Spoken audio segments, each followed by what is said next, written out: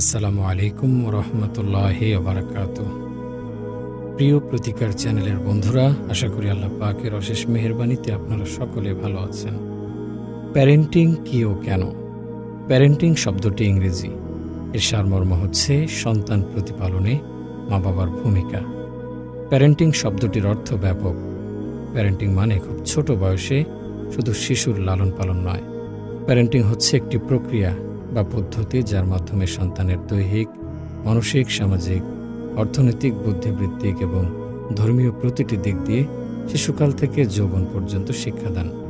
প্যারেন্টিংয়ের মূল দায়িত্ব সাধারণত পালন করেন জন্মদাত্রী মা এবং বাবা, কিন্তু তারপরও নিকট আত্মীয় স্বজন যেমন বড় ভাই বোন, খালা খালু, চাচা চাচি, মামা মামি, দাদা দাদি, নানা নানিরাও প্যারেন্টিংয়ের কাজটি করতে পারেন।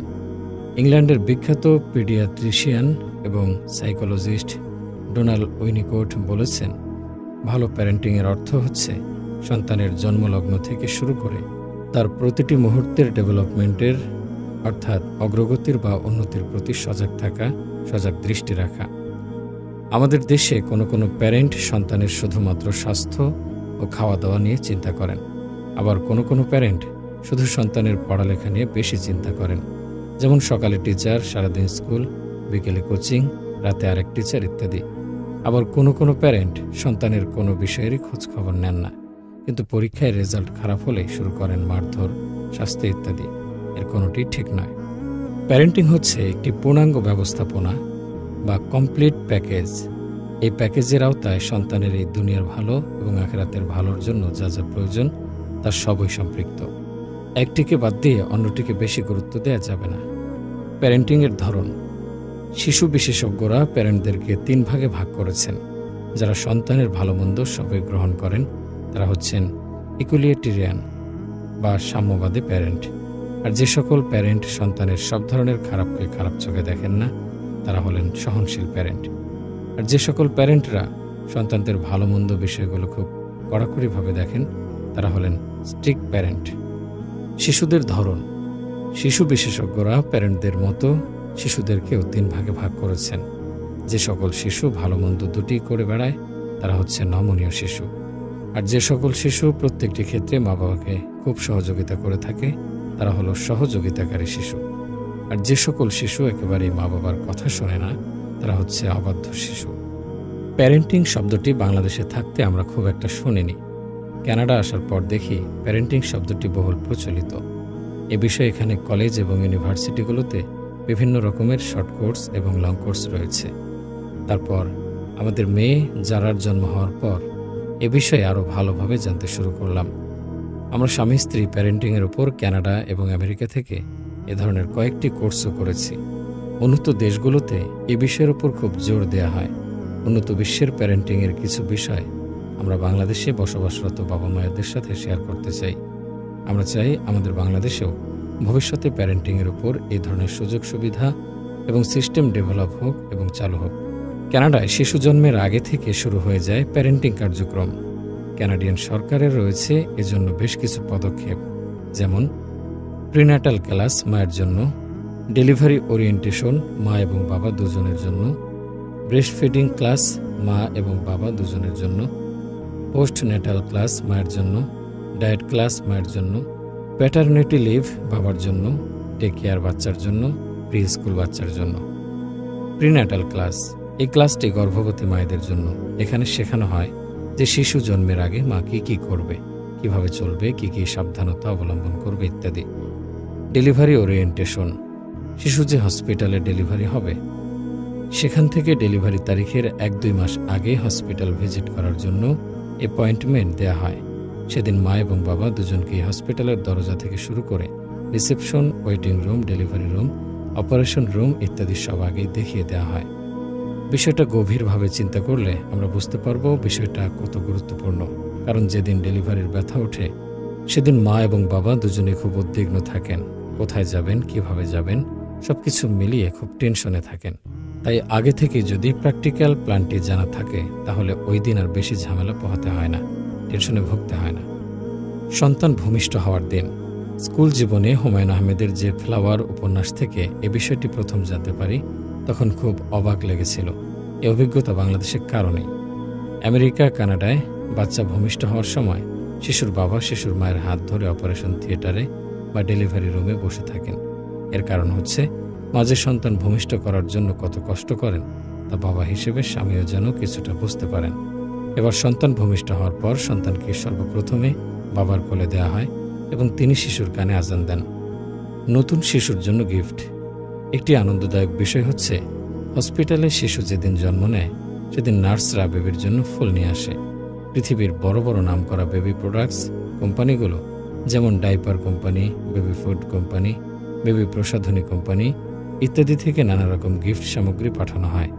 একটি ফটোগ্রাফি কোম্পানি শিশুর জন্মের দিন প্রস্তুত থাকে বেবির নানা ভঙ্গিতে ছবি তোলার জন্য। Breast feeding class. যদি অনাগত সন্তানটি বাবা মায়ের প্রথম সন্তান হয় তাহলে এই বিষয়টি খুবই গুরুত্বপূর্ণ, কারণ একজন নতুন মায়ের জন্য এটি একটি নতুন অভিজ্ঞতা। এই ব্রেস্ট ফিডিংয়েরও যে নানা উপায় আছে তা না জানলে নবজাতক শিশু হয়তো ঠিকমতো দুধ না পেয়ে কষ্ট পাবে, কারণ একটি নবজাতক শিশুর একমাত্র খাদ্য হচ্ছে মায়ের বুকের দুধ। তাই কানাডাতে সন্তান ভূমিষ্ঠ হওয়ার পরপরই প্রতিটি হসপিটালে রয়েছে ব্রেস্ট ফিডিংয়ের জন্য স্পেশাল ক্লাস। এই ক্লাসে প্রতিটি নতুন মা এবং বাবাকে একজন শিক্ষক শিক্ষা দেন যে কীভাবে শিশুকে ব্রেস্ট ফিডিং করাতে হবে। Postnatal class. এই ক্লাসটিও মায়ের জন্য, অর্থাৎ শিশুর জন্মের পর এই ক্লাস শুরু করতে হয়, বিশেষ করে যাদের প্রথম বাচ্চা। এই নতুন শিশুকে কীভাবে পরিচর্যা করতে হবে তা নিয়ে সাজানো হয়েছে এই পোস্টন্যাটাল ক্লাসের কার্যক্রম। এটি শিশু জন্মের পর 4 মাসের কোর্স। এখানে শেখানো হয় কিভাবে সদ্যভূমিষ্ঠ বাচ্চাকে লালন পালন করতে হবে। এছাড়া বাচ্চা জন্মের পরপর হসপিটাল থেকে একজন শিশুর বিশেষজ্ঞ নার্স বাসায় নিয়মিত পাঠানো হয়, কারণ একজন নতুন মা হয়তো অনেক কিছুই জানেন না, যেমন বাচ্চাকে কিভাবে গোসল করাতে হয়, কিভাবে ডাইপার পরিবর্তন করতে হয়, কিভাবে ব্রেস্ট ফিডিং করাতে হয়, কিভাবে অন্যান্য কাজগুলো করতে হয় ইত্যাদি। Diet course. এই কোর্সটিও মায়ের জন্য। গর্ভকালীন একজন মায়ের দৈহিক ওজন 10 থেকে 14 কেজি পর্যন্ত বেড়ে যেতে পারে। শিশুর মা শিশু জন্মের আগে এক প্রকার খাবার খেয়েছেন এবং জন্মের পর তার খাবারের মধ্যে বড় ধরনের পরিবর্তন আসে। মা যদি ব্যালেন্সড ডায়েট না করেন তাহলে সেখান থেকে নানা প্রকার অসুবিধা হতে পারে, অস্বাভাবিক মোটা হয়ে যেতে পারেন ইত্যাদি। তাই শিশুর জন্মের পর পোস্টন্যাটাল ক্লাসের পরপরই এই ডায়েট কোর্সের ব্যবস্থা। প্যাটারনিটি লিভ, ছুটি। এই শব্দটি বাংলাদেশে থাকতে কোনোদিন শুনিনি। আমরা সবসময় শুনে আসছি ম্যাটারনিটি লিভ, অর্থাৎ যে সকল মায়েরা চাকরিজীবী তারা যখন প্রেগন্যান্ট হন এবং শিশুর জন্মের কিছুদিন আগে থেকে ছুটিতে যান, সেই ছুটিকে বলে ম্যাটারনিটি লিভ। এই লিভ বাংলাদেশে সাধারণত 3 থেকে 6 মাস দেওয়া হয়, কিন্তু কানাডাতে মায়েদের জন্য ম্যাটারনিটি লিভ 1 থেকে 1.5 বছর পর্যন্ত। প্যাটারনিটি লিভ হচ্ছে বাবাদের জন্য। তারাও শিশুর পরিচর্যার জন্য, নতুন মাকে সাহায্য করার জন্য 1 থেকে 1.5 বছর ছুটি কাটাতে পারেন এবং সেই ছুটিকেই বলে প্যাটারনিটি লিভ। এখানে শিশু পরিচর্যার দায়িত্ব শুধু মায়ের একার নয়, বাবারও। Day care.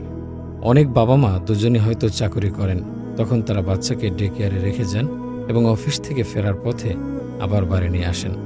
যারা ডে কেয়ার পরিচালনা করেন তাদেরকে অবশ্যই এই বিষয়ের উপর ইউনিভার্সিটি থেকে ডিগ্রি থাকতে হবে, যে কেউ চাইলে এই কাজ করতে পারে না। বেশিরভাগ অমুসলিম ডে কেয়ার মুসলিম বাচ্চাদেরকে হালাল খাবার দিয়ে থাকে। এছাড়া আমেরিকা এবং কানাডায় অনেক মুসলিম ডে কেয়ারও রয়েছে। এই ডে কেয়ার থেকে বাচ্চা অনেক কিছু শিক্ষা গ্রহণ করে। বাচ্চার মা বাবা অনলাইনে বাচ্চাকে সারাদিন দেখতে পারে যে সে ডে কেয়ারে কখন কি করছে। Pre school. শিশুর বয়স যখন 3 বছর হয় তখন এখানে তাদের জন্য রয়েছে প্রি স্কুল। শিশুরা প্রাইমারি স্কুলে যাওয়ার আগ পর্যন্ত 1 বছরে প্রি স্কুলে পড়াশোনা করে। শিশুকে প্রাইমারি স্কুলে যাওয়ার আগে উপযোগী করে এই 1 বছরে তৈরি করা হয়। প্রাথমিক পর্যায়ের পড়ালেখা এখানে শেখানো হয়। এছাড়া তাকে নানা রকম আদব কায়দা শেখানো হয়, যেমন বই খাতা গুছিয়ে ব্যাগে ঢোকানো, কাপড় চোপড় পরা, জুতা মোজা পরা, ঠিকমতো বাথরুম করা, ডাইনিং টেবিলে বসা, খাওয়া দাওয়া করা, হাত মুখ ধোয়া, টিস্যু পেপার ব্যবহার করা, ময়লা আবর্জনা সঠিক জায়গায় ফেলা ইত্যাদি ইত্যাদি। Primary school. শিশুর বয়স যখন 5 বছর হয় তখন সে প্রাইমারি স্কুলে যায়। এখানে সে পড়ালেখার পাশাপাশি আরও অনেক কিছু শেখে। তাদেরকে স্কুল থেকে মাঝে মধ্যে ট্রেনে করে দূরে কোথাও নিয়ে যাওয়া হয়, যেমন চিড়িয়াখানা, বিভিন্ন রকম মিউজিয়াম, পাবলিক লাইব্রেরি ইত্যাদি। এসব স্কুল ট্রিপে শিশুদেরকে ট্রাফিক আইন কানুন শেখানো হয়, যে কিভাবে রাস্তা পারাপার হবে, কোন লাইট জ্বললে কি করতে হবে ইত্যাদি। আরও মজার বিষয় হচ্ছে যে শিশুদেরকে ছোট বয়স থেকেই ফায়ার সার্ভিস এবং পুলিশ ডিপার্টমেন্টের সাথে পরিচয় করিয়ে দেওয়া হয়। তাদেরকে স্কুলের ফিল্ড ট্রিপে ফায়ার সার্ভিস স্টেশনে নিয়ে যাওয়া হয় এবং ফায়ারম্যান, ক্যাপ্টেন, ফায়ার ট্রাক ইত্যাদির সাথে সামনাসামনি পরিচয় করিয়ে দেওয়া হয়। পুলিশের প্রতি শিশুদের সবসময় এক প্রকার কৌতূহল থাকে। তাদের ধারণা পুলিশরা সাধারণ মানুষ নয়, তাই শিশুদেরকে পুলিশ অফিসারদের সাথে পরিচয় করিয়ে দেওয়া হয়। শিশুরা পুলিশদের প্রশ্ন করে নানা রকম কৌতূহল মেটায়। পুলিশদের সম্পর্কে তাদের অমূলক ভুল ধারণা থাকলেও তা ভেঙে যায়। তারা পুলিশদেরকে বিপদের বন্ধু মনে করে। এই বিষয়গুলো আমরা এই কারণে শেয়ার করলাম যে আমাদের দেশেও কি আমরা আমাদের সন্তানদের জন্য এবং নতুন বাবা মায়েদের জন্য সিস্টেমগুলো চালু করতে পারি না। সকলের উদ্যোগ থাকলে ইনশাআল্লাহ শীঘ্রই বাংলাদেশে প্যারেন্টিংয়ের উপর সুন্দর সুন্দর ব্যবস্থা চালু করা যেতে পারে। প্যারেন্টিং অর্গানাইজেশন এবং institutes. America, Canada, Europe, Australia ও সিঙ্গাপুরে প্যারেন্টিংয়ের বিষয়ে অনেক অর্গানাইজেশন এবং ইনস্টিটিউট রয়েছে। প্যারেন্টিং হচ্ছে একটি সায়েন্স।